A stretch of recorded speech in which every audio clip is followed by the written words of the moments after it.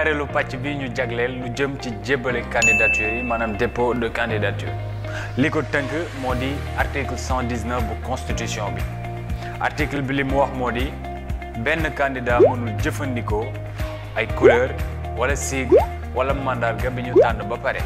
si xiiroo ak ŋaayoo amee conseil constitutionnel bi dina jox dëgg parti bi nga xamante ni moo jiitu maanaam parti bi ñu njëkk a investir wala coalition bi wala mu doon candidat indépendant ci bés bi ñu jébbalee seen dossier. ak nañu itam ñuy tànn mandarga yi nga xamante ni day boole couleuru drapeau national yi maanaam vert bi jaune bi ak rouge bi lii lépp ni muy doxee conseil constitutionnel bi mooy ki koy taxawal.